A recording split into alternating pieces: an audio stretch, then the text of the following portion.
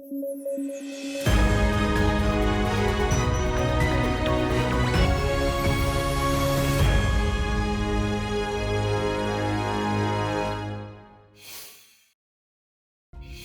ही में प्रित्ज़कर आर्किटेक्चर पुरस्कार 2024 के विजेता की घोषणा की गई। इस वर्ष यह पुरस्कार जापानी आर्किटेक्ट रिकेन यामामोटो को प्रदान किया गया।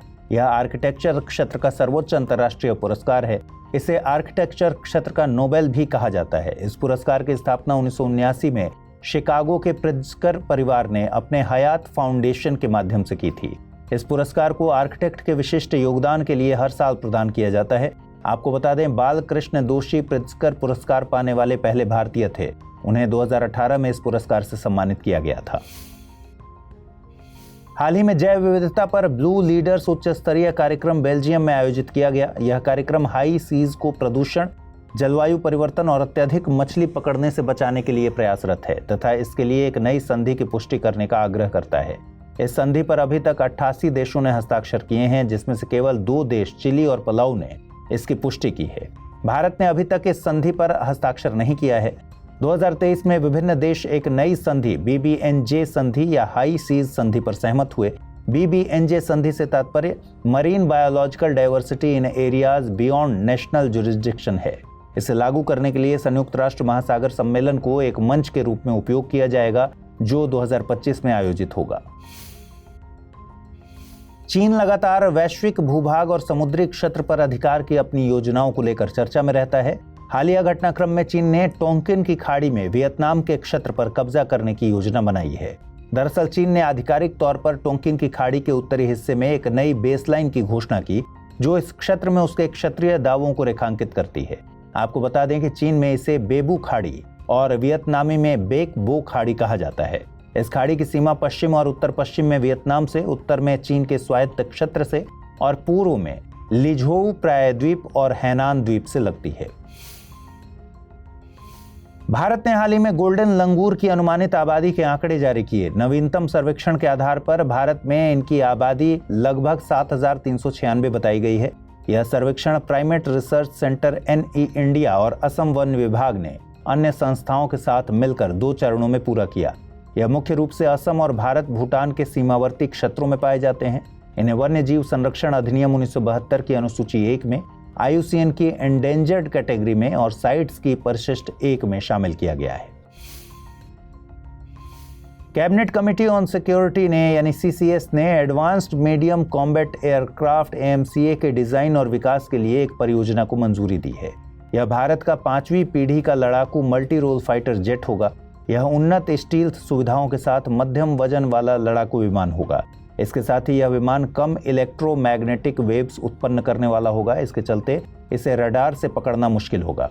इस कार्यक्रम के निष्पादन और विमान को डिजाइन करने के लिए nodal agency aeronautical development agency होगी और इसके निर्माण का काम हिंदुस्तान एरोनॉटिक्स लिमिटेड द्वारा किया जाएगा। IUCN की हालिया रिपोर्ट में एशियाई शेर के संरक्षण स्थिति में सकारात्मक बदलाव के संकेत मिले हैं। इस रिपोर्ट के अनुसार रेड लिस्ट में एशियाई शेर की स्थिति को बदलकर वल्नरेबल कैटेगरी में रखा गया है। इससे पहले 2008 में एशियाई शेर को एंडेंजर्ड कैटेगरी में रखा गया था। आपको बता दें कि पहले एशियाई शेर पश्चिम बंगाल और मध्य प्रदेश के रीवा तक के क्षेत्रों में देखने को मिलते थे, लेकिन वर्तमान में गिर राष्ट्रीय उद्यान और वन्य जीव अभयारण्य ही एशियाई शेरों का एकमात्र निवास स्थान है। यदि हम इसके संरक्षण की स्थिति की बात करें तो यह वन्य जीव संरक्षण अधिनियम 1972 की अनुसूची 1 में सूचीबद्ध है तथा साइट्स की परिशिष्ट 1 में शामिल है। हाल ही में कुछ अफ्रीकी देशों ने याओंडे घोषणा पर हस्ताक्षर किए। यह घोषणा इन देशों में मलेरिया उन्मूलन से संबंधित थी। दरअसल कैमरून की राजधानी याओंडे में एक सम्मेलन आयोजित किया गया। यह सम्मेलन मलेरिया के खिलाफ तीव्र कार्रवाई की प्रतिबद्धता दिखाने के लिए आयोजित किया गया था। सम्मेलन में मलेरिया से सबसे अधिक प्रभावित 11 अफ्रीकी देशों ने हिस्सा लिया। आपको बता दें कि वर्तमान में अफ्रीका मलेरिया संकट का केंद्र है। सभी वैश्विक मलेरिया मामलों का 94% और उससे संबंधित मौतों के 95% मामले अफ्रीकी क्षेत्र से ही आते हैं। ट्राई यानी भारतीय दूरसंचार नियामक प्राधिकरण ने कॉलिंग नेम प्रेजेंटेशन CNAP सुविधा शुरू करने की सिफारिश की है। यह सुविधा उपयोगकर्ताओं को कॉल करने वाले का नाम दिखाएगी, जिससे स्पैम कॉल से निपटने में मदद मिल सकती है। आपको बता दें कि यह सुविधा लगभग ट्रू कॉलर के समान होगी, लेकिन इसमें सबसे बड़ा अंतर होगा कि सिम कार्ड खरीदते समय आप जो भी नाम इस्तेमाल करेंगे वही नाम आपके कॉल के समय दिखाई देगा। दूसरा सबसे बड़ा अंतर, यह नेटवर्क प्रदाता द्वारा दिखाया जाएगा, अर्थात इसके लिए थर्ड पार्टी के एप्लीकेशन की जरूरत नहीं होगी। हालांकि यह सुविधा डेटा गोपनीयता का उल्लंघन कर सकती है, क्योंकि इसके लिए मोबाइल के निर्माता और OS प्रोवाइडर्स ग्राहकों के डेटा को एकत्र करेंगे। हाल ही में यूनिवर्सिटी ग्रांट कमीशन ने शेरनी प्लेटफॉर्म लॉन्च किया। यहाँ शेरनी से तात्पर्य she research network in India से है। यह प्लेटफॉर्म एक विशेषज्ञ प्रोफाइल नेटवर्क प्रणाली प्रदान करेगा। इसमें पंजीकृत महिला वैज्ञानिक और अन्य क्षेत्रों से शैक्षणिक सदस्य को जोड़ा जाएगा तथा इस पहल का उद्देश्य महिला वैज्ञानिकों को विभिन्न अनुसंधान क्षेत्रों में समान रूप से प्रतिनिधित्व दिलाना है, अर्थात विज्ञान के क्षेत्र में लैंगिक असमानता को दूर करना है। यह पहल महिला शोधकर्ताओं, वैज्ञानिकों और शिक्षाविदों की आने वाली पीढ़ी को प्रेरित करेगी। ASI यानी archaeological survey of India Bhojshala मंदिर के परिसर का वैज्ञानिक सर्वे करेगा। दरअसल मध्य प्रदेश हाईकोर्ट ने इसके संदर्भ में एक आदेश जारी किया है। आपको बता दें कि भोजशाला मंदिर मध्य प्रदेश के धार जिले में है। मुस्लिम पक्ष इसे कमाल मौलाना मस्जिद कहता है। हिंदू पक्ष का दावा है कि यहाँ पहले वाग देवी अर्थात देवी सरस्वती का मंदिर हुआ करता था।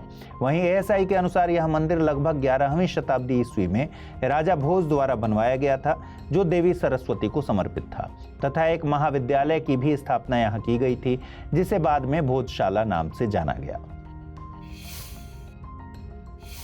केंद्रीय युवा और खेल मंत्री अनुराग ठाकुर ने कीर्ति कार्यक्रम का शुभारंभ किया। यहाँ कीर्ति से तात्पर्य खेलो इंडिया राइजिंग टैलेंट आइडेंटिफिकेशन से है। इसका लक्ष्य भारत को खेल महाशक्ति बनाने के लिए अनुकूल पारिस्थितिकी तंत्र का निर्माण करना है। यह खेलो इंडिया मिशन के तहत एक महत्वाकांक्षी राष्ट्रव्यापी कार्यक्रम है।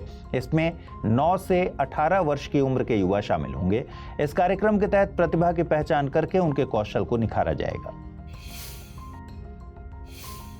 VDEM ने हाल में डेमोक्रेसी रिपोर्ट 2024 जारी की। इस रिपोर्ट का शीर्षक democracy winning and losing at the ballot अर्थात चुनाव में लोकतंत्र की जीत और हार रखा गया।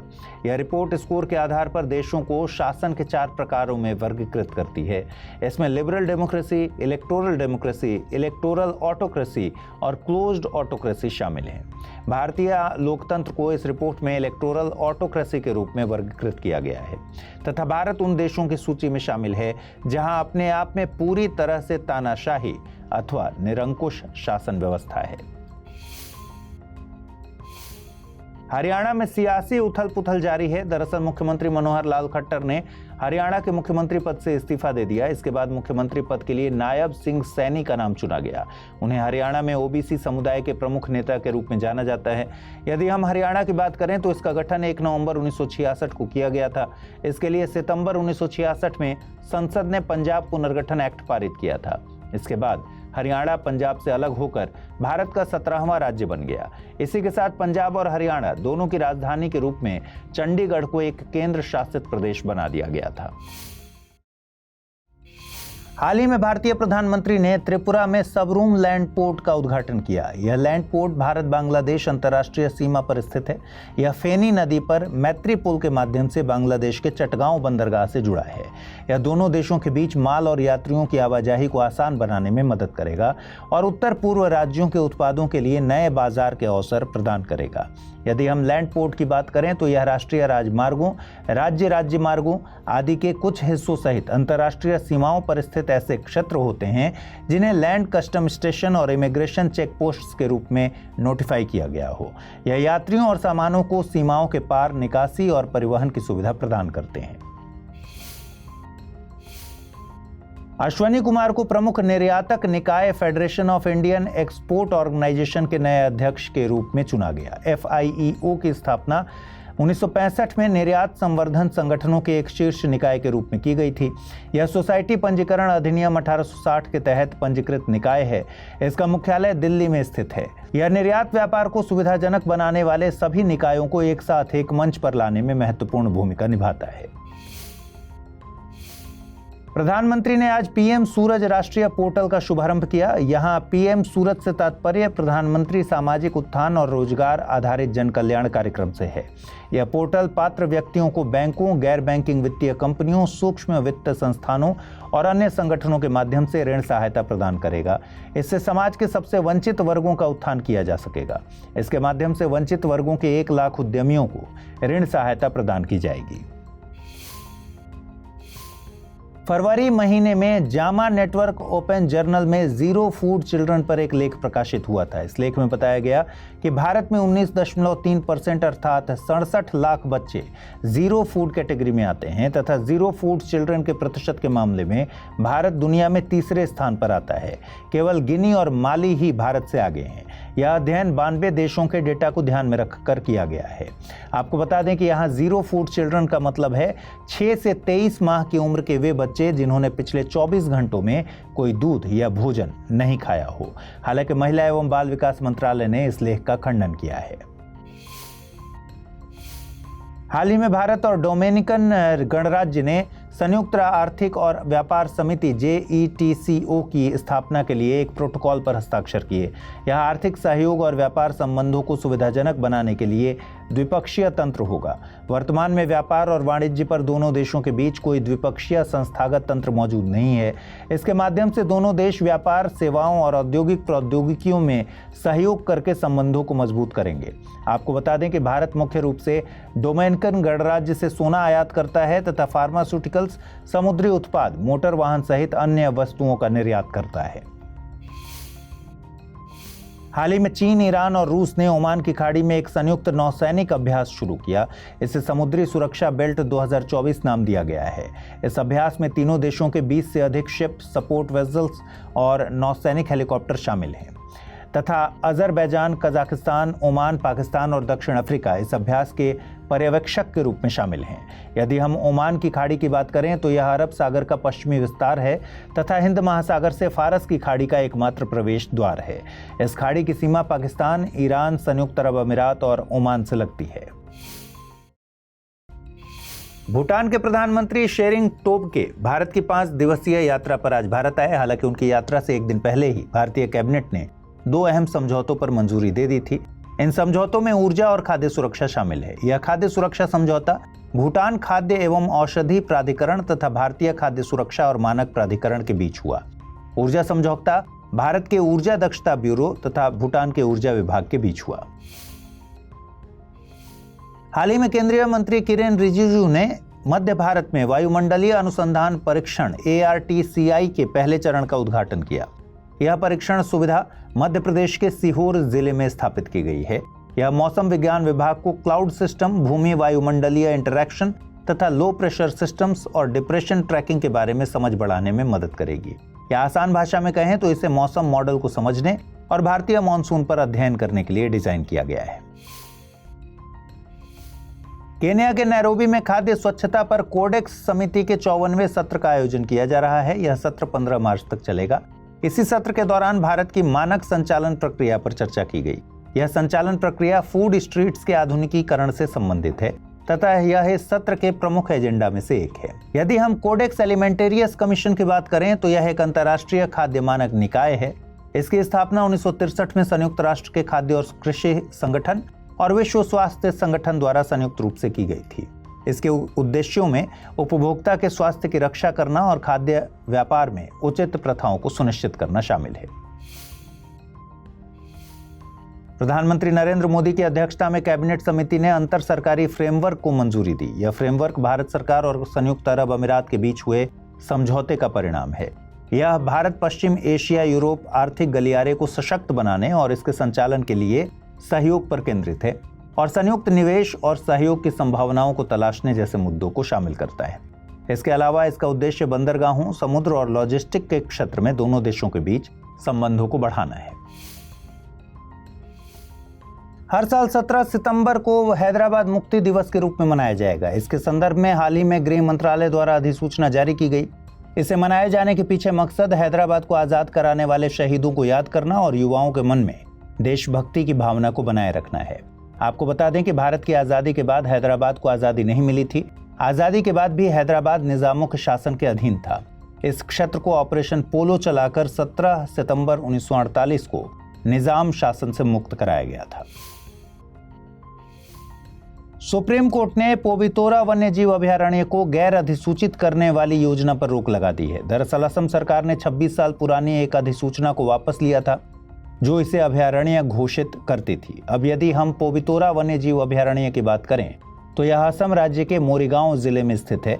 इसे वर्ष 1971 में एक आरक्षित वन क्षेत्र घोषित किया गया था तथा 1998 में अभयारण्य के रूप में नॉमिनेट किया गया था। इसे एक सींग वाले गैंडे के उच्चतम घनत्व के लिए भी जाना जाता है।